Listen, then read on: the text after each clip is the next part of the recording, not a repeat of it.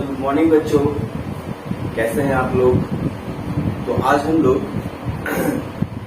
Class 11 का second chapter vector and scalar शुरू कर रहे हैं। ठीक है, तो मैं सत्येंद्र कुमार हम लोग के प्यारे से चैनल एजुकेशन इंजन पर आप लोग का स्वागत करता हूँ। तो चलिए शुरू करते हैं वेक्टर एंड स्केलर। ठीक है, तो वेक्टर एंड स्केलर है क्या, इसके बारे में पढ़ना है। तो एक्चुअली हमको हम लोगों को फिर से फिजिकल क्वांटिटीज को क्लासिफाई करना है दो कैटेगरी में, वेक्टर और स्केलर। यानी हम लोग फिर से फिजिकल क्वांटिटीज के बारे में ही पढ़ रहे हैं, जो कि हम लोग पहले चैप्टर में पढ़ चुके हैं कि फिजिकल क्वांटिटी क्या होता है और फिजिकल क्वांटिटी को कितने भाग में हम लोग डिवाइड करते हैं, ये सब हम लोग पढ़ चुके हैं। तो फिर से why we are here to classify physical quantities into two categories। क्यों फिर से हम लोग वेक्टर और स्केलर यानी फिजिकल क्वांटिटी को दो कैटेगरी में क्लासिफाई कर रहे हैं, वर्गीकरण कर रहे हैं, है ना, वेक्टर और स्केलर। तो बच्चों इससे पहले समझे, क्लासिफाई करने से पहले ये समझना होगा कि why we need scalar and vector, vector और स्केलर की जरूरत पड़ी क्यों हमें। तो बच्चों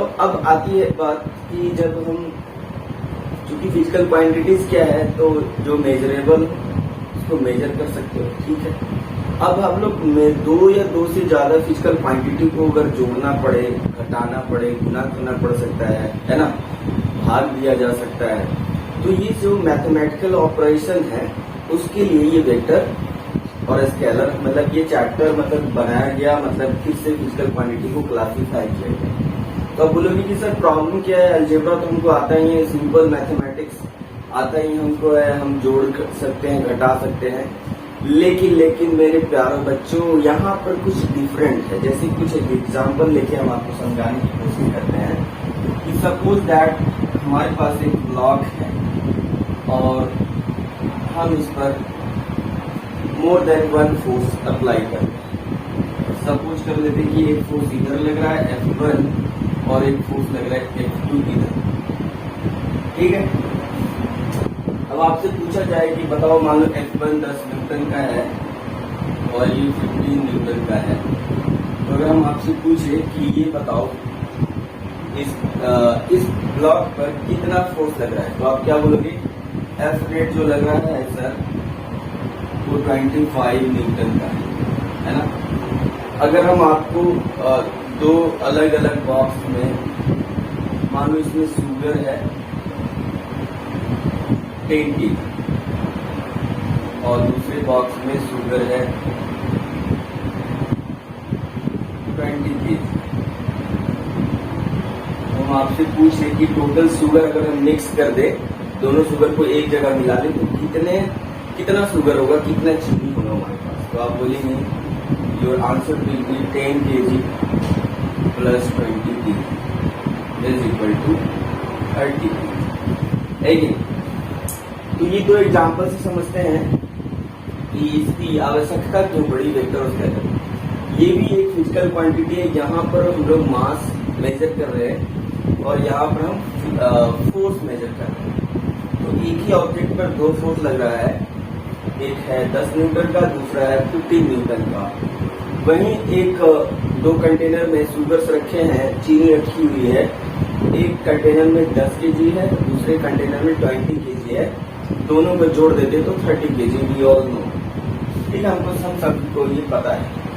लेकिन यहाँ पर देखो बच्चों, यहाँ पर नेट फोर्स 25 न्यूटन नहीं है, नहीं हो सकता है। यहाँ पर 25 हो भी सकता है, नहीं भी हो सकता है, डिपेंड करता है सिचुएशन पे। फिलहाल इस वाली सिचुएशन से एग्जाम्पल में 25 न्यूटन के बराबर नहीं होता है। जनरली तो हमारा कंसेप्शन है कि 15 प्लस 10 जोड़ देंगे, टोटल फोर्स कितना जाएगा 25 न्यूटन। ऐसा नहीं होता, ये इस फिजिकल क्वांटिटी में ऐसा नहीं होता है। तो बच्चों यही नहीं, बहुत सारे ऐसे फिजिकल क्वांटिटीज हैं जो सिंपल अलजेब्रिक रूल को फॉलो नहीं करता है। ये physical quantity simple algebraic rule of addition को नहीं फॉलो करता।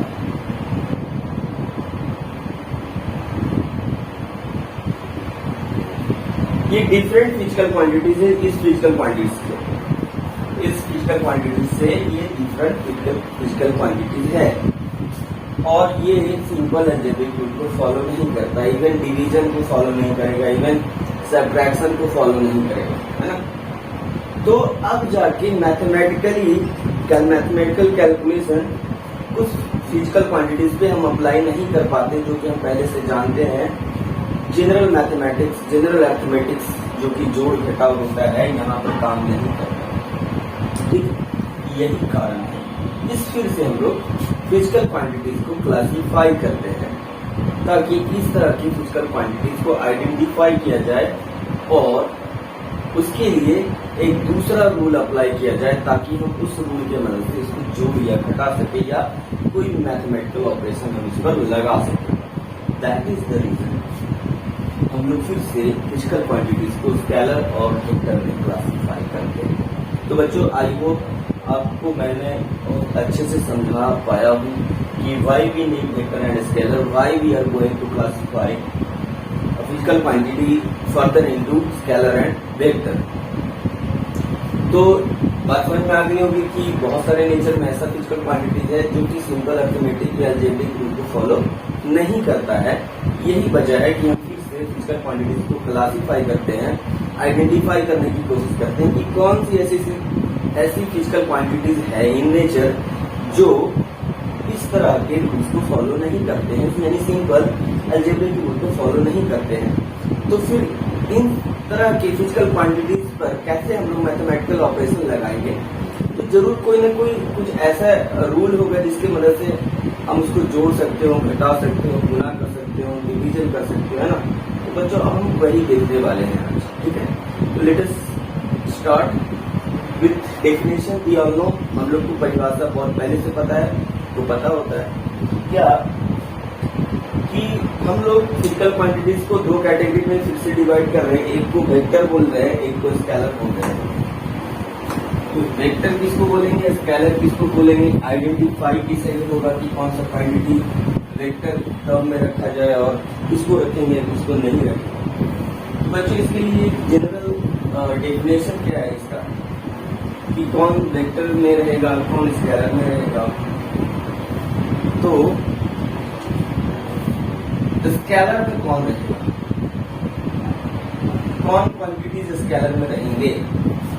तो बोलता है कि वे सारी those quantities, those physical quantities will be scalar जो जिसमें सिर्फ परिमाण हो, मतलब मैग्नीट्यूड हो, मात्रा हो, जिसमें अगर मास की बात बोले कितना मास, 10 kg, 15, 20 ऐसा हो, लेकिन उसमें डायरेक्शन नहीं होना चाहिए, दिशा नहीं होना चाहिए, और जो सिंपल अलजेब्रिक रूल को फॉलो करता उसी को हम स्केलर बोलते हैं। यानी those physical quantities which follow simple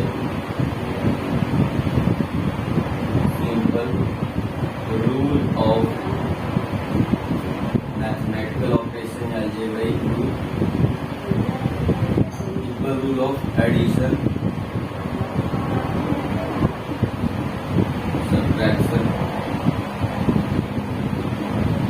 multiplication,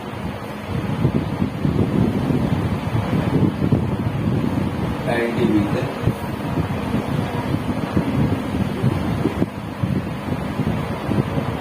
simple rule को फॉलो करता हूँ, हैविंग मैग्नीट्यूड, इसमें मैग्नीट्यूड हैविंग मैग्नीट्यूड होगी, जिसमें सिर्फ मैग्नीट्यूड में परिमाण हो, और जो simple rule of addition, subtraction, addition, multiplication, division को फॉलो करे, उस तरह की फिजिकल क्वांटिटीज को हम बोलेंगे स्केलर। जैसे mass, length, time, speed, current, density,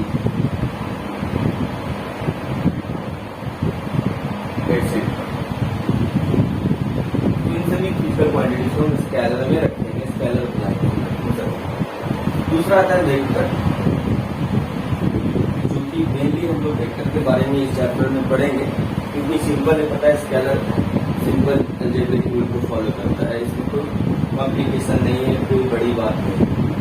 vector में those quantities which are magnitude also and direction as well as direction, और जो एक अलग रूल ऑफ एडिशन को फॉलो करता है, इसको हम बोलते हैं वेक्टर लॉ ऑफ एडिशन या वेक्टर रूल ऑफ एडिशन। ठीक है, तो ऑल दोज क्वांटिटीज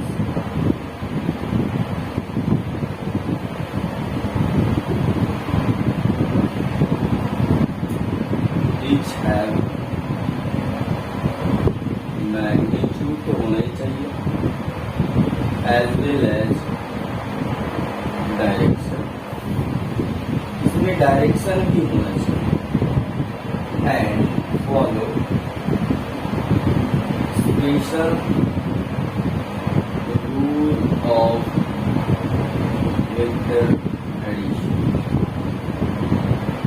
और जो special rule of vector addition को फॉलो करता हो हम उसको क्या बोलेंगे, वेक्टर बोलेंगे। एग्जाम्पल के तौर पर देखा जाए तो फोर्स है जिसमें मैग्नीट्यूड डायरेक्शन और वेक्टर लॉ ऑफ एडिशन को फॉलो करते हैं।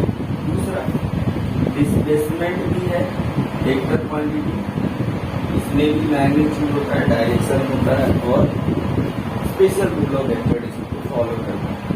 वेलोसिटी ये भी वेक्टर एक्सीलरेशन, ये भी ये वेक्टर मोमेंटम, ये भी velocity acceleration displacement force momentum torque electric field,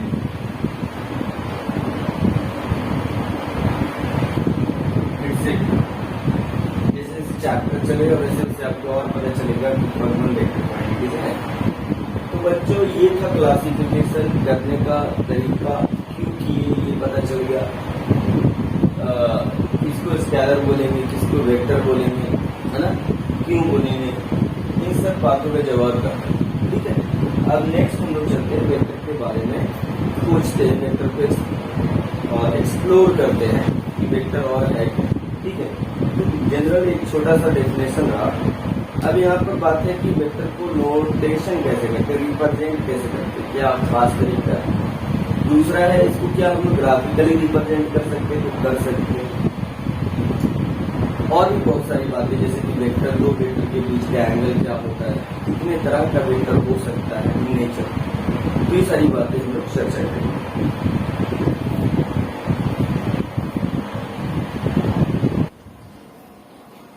अब बात करते हैं हम लोग नोटेशन, वेक्टर नोटेशन का। वेक्टर को नोट कैसे हम लोग दिखाते हैं, कैसे लिखते हैं, वेक्टर को कैसे रिप्रेजेंट करते हैं। तो जितना भी वेक्टर क्वांटिटीज है हम सबको किसी न किसी बोल्ड लेटर से, कैपिटल बोल्ड लेटर से रिप्रेजेंट करते हैं। तो वेक्टर्स आर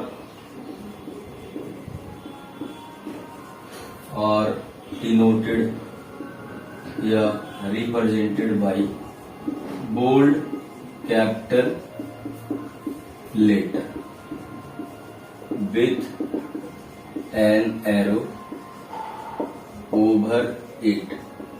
उसके ऊपर हम एक एरो दिखाते हैं, बोल्ड लेटर के साथ एरो दिखाते हैं। जैसे फोर्स, फोर्स के लिए हम कैपिटल एफ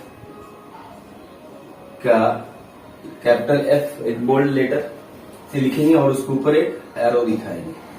इसका मतलब होगा कि ये एफ जो है वो वेक्टर को नोटेशन कर रहा है, रिप्रेजेंट कर रहा है एरो के साथ। ठीक है, कोई वेक्टर, किसी भी क्वांटिटी को हम वेक्टर ए से रिप्रेजेंट कर सकते हैं, उसके ऊपर एरो डाल सकते हैं।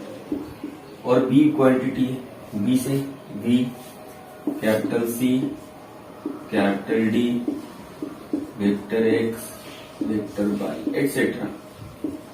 तो किसी भी फिजिकल क्वांटिटी जो कि वेक्टर है हम उसको बोल्ड कैपिटल लेटर से रिप्रेजेंट करते हैं, साथ ही साथ उसके ऊपर एक एरो लगाते हैं, जिससे ये पता चलता है कि दिया गया क्वांटिटी क्या है, एक वेक्टर है। ठीक है, अब इसका ग्राफिकल रिप्रेजेंटेशन भी होता है, ग्राफ से हम भी इसको रिप्रेजेंट करते हैं। तुम लोग ग्राफिकल रिप्रेजेंटेशन देखें।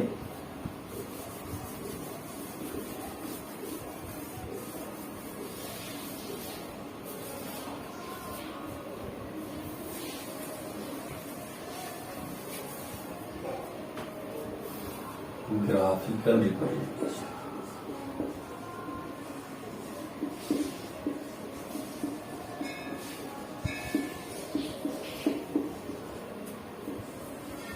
क्योंकि हम लोग सभी जानते हैं कि वेक्टर में मैग्नीट्यूड होता है, साथ ही साथ डायरेक्शन होता है। तो एक वेक्टर को ग्राफिकली कैसे रिप्रेजेंट किया जाए, ठीक है। तो हम लोग क्या करते हैं, किसी भी वेक्टर को अगर रिप्रेजेंट करना हो ग्राफिकली, तो हम एक एरो, लंबा एक एरो बनाते हैं, ठीक है। उस एरो का जो लेंथ होगा उसके मैग्नीट्यूड को रिप्रेजेंट करेगा। मान लो हम एक फोर्स लेते हैं, F बराबर 10 न्यूटन एक्टिंग, लग रहा है जहां थीटा जो है 30 डिग्री विथ एक्स एक्सिस। एक 10 न्यूटन का फोर्स जिसका मैग्नीट्यूड 10 न्यूटन है इस फोर्स का, और जो इसका डायरेक्शन है वो एक्स एक्सिस से 30 डिग्री बना के जा रहा है, ठीक है। तो हम क्या करेंगे, मान लो इस ब्लॉक पे यही ब्लॉक था और जिस पर एक्स एक्सिस के साथ ये फोर्स F 30 न्यूटन ऐसा। तो हम क्या करेंगे, एक्स एक्सिस और वाई एक्सिस पर इसको रिप्रेजेंट करेंगे किस तरह से, एक एरो बनाएंगे, ये एरो बनाएंगे। इस एरो बनाने का क्या मतलब, कितना एरो खींचना है डिपेंड करता है कि आपने स्केल क्या लिया है ना। तो आपको एक स्केल चूज करना पड़ेगा। क्या करना पड़ेगा, चूज एंड स्केल। जैसे मैंने मान लिया कि 1 सेंटीमीटर बराबर मैं लूंगा 2 Newton. I will represent 2 Newton force with 1 centimetre length, ठीक है। तो अगर 10 न्यूटन का फोर्स अगर हमको रिप्रेजेंट करना हो तो हमको कितना लंबा लाइन खींचना पड़ेगा, कितना लंबा एरो बनाना पड़ेगा, तो 5 सेंटीमीटर लेंथ का। तो मान लीजिए 5 सेंटीमीटर का लेंथ है, तो मैंने क्या बोला था, ग्राफिकली एरो का लेंथ उसके मैग्नीट्यूड को रिप्रेजेंट करेगा। तो ये जो लेंथ है, ये लेंथ क्या रिप्रेजेंट कर रहा है, उसके मैग्नीट्यूड को, यानी कि 10 न्यूटन को। ये मान लेते 5 सेंटीमीटर, कितना है 5 सेंटीमीटर, और ये एंगल कितना है 30 डिग्री। तो एक्स एक्सिस के साथ बोल रहा है क्या कि जो फोर्स है एक्स एक्सिस से 30 डिग्री इंक्लाइन है, तो 30 डिग्री इंक्लाइन हो गया। और ये कितने न्यूटन का फोर्स है, 10 न्यूटन का फोर्स। तो मैंने एक स्केल लिया जिसमें मैं क्या बोल रहा हूं, 2 न्यूटन का फोर्स को हम 1 सेंटीमीटर से रिप्रेजेंट करेंगे। तो अगर 10 न्यूटन का फोर्स रिप्रेजेंट करना हो तो हम कितना लंबा एरो बनाएंगे, तो 5 सेंटीमीटर। तो बच्चों ग्राफिकली हम किसी वेक्टर को एरो से रिप्रेजेंट करते हैं। एरो का लेंथ उसके मैग्नीट्यूड को रिप्रेजेंट करता है। एरो का length of arrow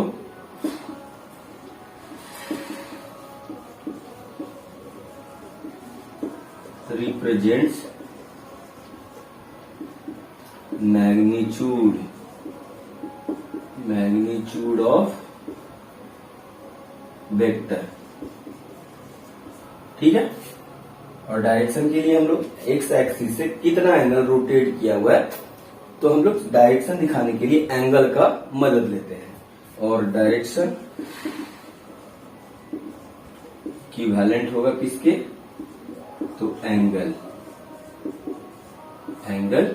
made with x axis.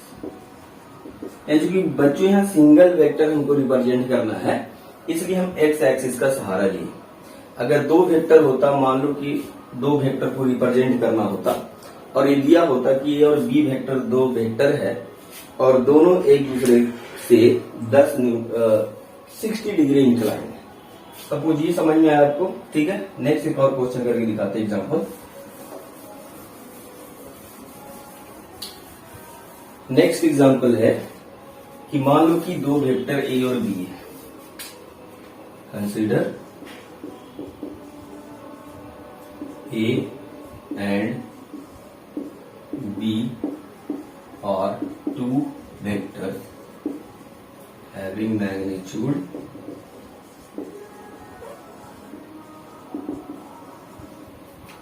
(10 unit and 15 unit). 10 unit और 15 यूनिट का मैग्नीट्यूड है और वेक्टर बी का, ठीक है। अब एंड ए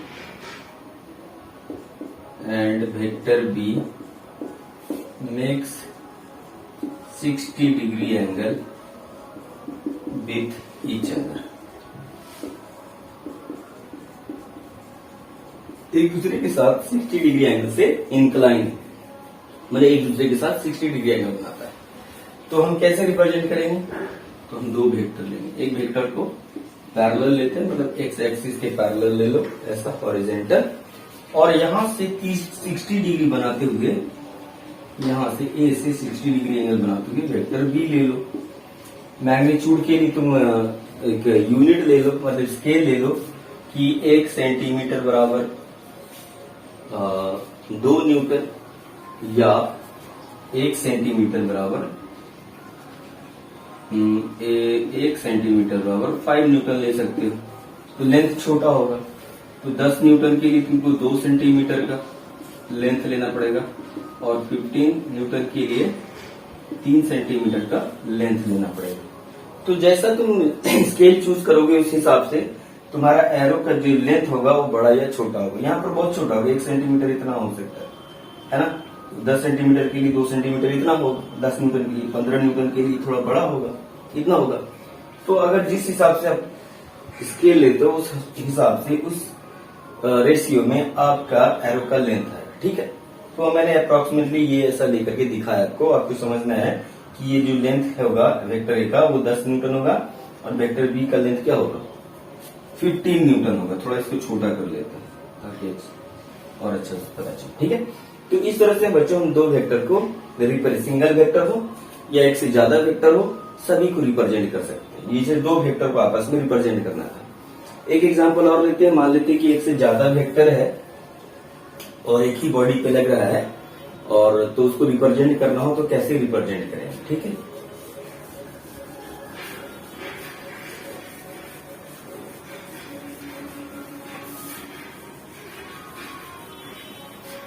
जैसे मान लो कि एक ब्लॉक है, इस ब्लॉक पर एक फोर्स F1 इधर लग रहा हो, एक फोर्स F2 इधर लग रहा हो, एक फोर्स इधर लग रहा हो F3, एक फोर्स F4 इधर लग रहा हो, और एक फोर्स F5 इधर लग रहा हो।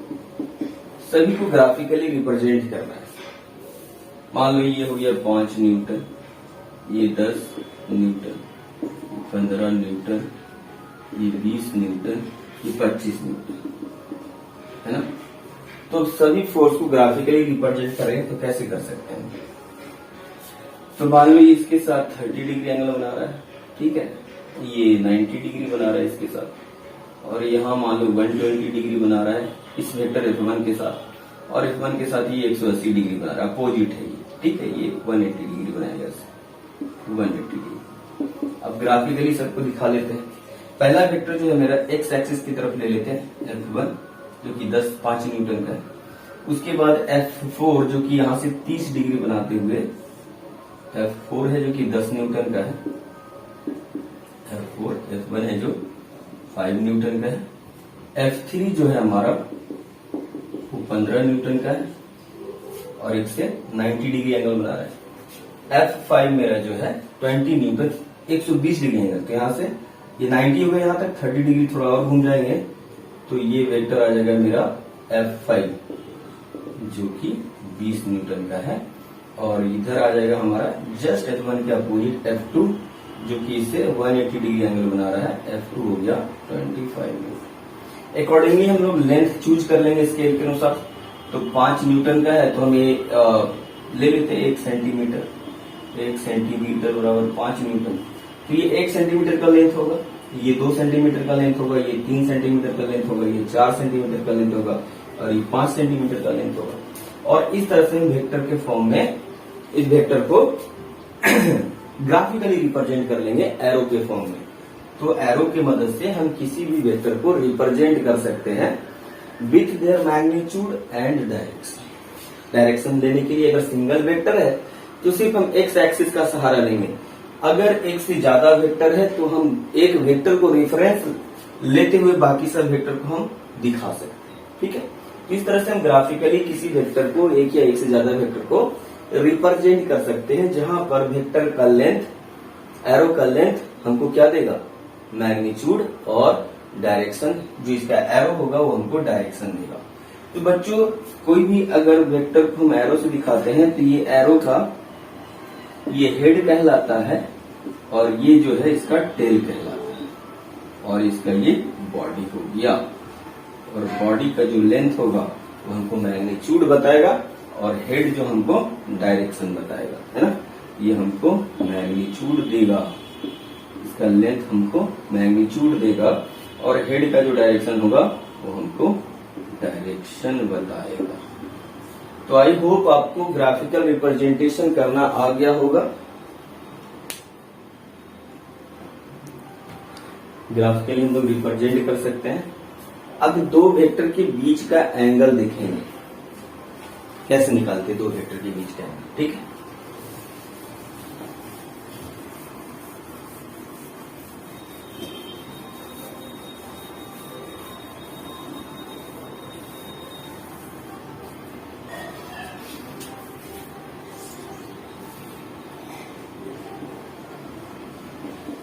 एंगल बिटवीन टू वेक्टर बहुत इंपॉर्टेंट है ये।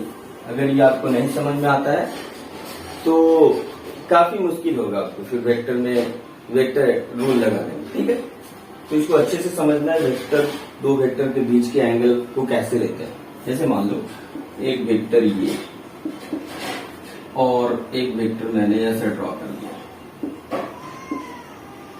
ये मान लो एंगल थीटा है, ये एंगल कितना होगा 360 माइनस थीटा।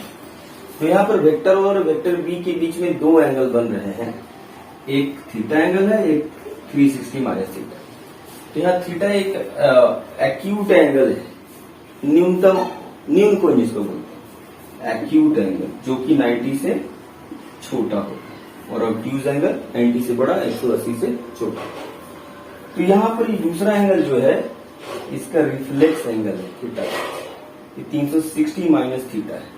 तो इन दोनों में बड़ा कौन होगा, अगर थीटा 90 से छोटा है तो ये एंगल छोटा होगा, ये एंगल बड़ा होगा, है ना। तो फिलहाल ये देखने से ये एंगल क्या लग रहा है हमको, बड़ा लग रहा है, और ये एंगल छोटा लग रहा है। तो बच्चों जब भी हम दो वेक्टर के बीच का एंगल लेंगे तो सबसे छोटा एंगल लेंगे। थीटा क्या होना चाहिए, theta should be smaller angle. इन दोनों में से जो छोटा एंगल होगा वही एंगल इन दोनों वेक्टर के बीच का एंगल होगा। तो ये सिर्फ नहीं है, इसके अलावा एक और पॉइंट है जिसको भी ध्यान रखना है। ये दोनों वेक्टर जब भी एंगल बनाए तो दोनों का टेल एक जगह पे हो या हेड एक जगह पे होना चाहिए। दोनों का tail should be coincide, tail of both the vector should, tail of the vector या टेल या हेड, टेल या हेड, टेल या head of both the vector should coincide with each other। तो सबसे पहले क्या होना चाहिए, दोनों का हेड या दोनों का टेल कोइंसाइड करे एक साथ, और तब देखना है कि उनके बीच में सबसे छोटा एंगल क्या है। जो भी उनमें से, दोनों में से, इन दोनों एंगल में से जो भी एंगल छोटा होगा that will be your angle between two vector, वही आपका दोनों वेक्टर के बीच का एंगल कहलाएगा। यहाँ पर दोनों वेक्टर का टेल कोइंसाइड कर रहा है, मैच कर रहा है एक जगह पे। हो सकता है दोनों का हेड का भी मैच करे, जैसे ये ऐसा हेड मैच कर रहा है, ये हेड मैच कर रहा है, मान लो वेक्टर एक्स है और वेक्टर वाई है। अब इन दोनों में जो सबसे छोटा एंगल होगा वही क्या कहलाएगा, एंगल कहलाएगा इन दोनों के बीच का।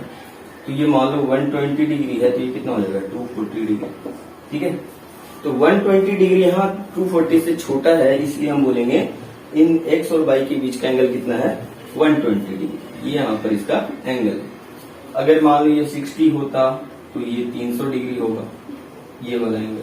तो इनमें से छोटा कौन सा है, ये वाला एंगल। तो बच्चों यहाँ पर एंगल कौन सा होगा, ये वाला एंगल आपका दोनों वेक्टर के बीच का एंगल है। ठीक है, आई होप आपको समझ में आया होगा। एक दो एग्जांपल और लेते हैं हम लोग।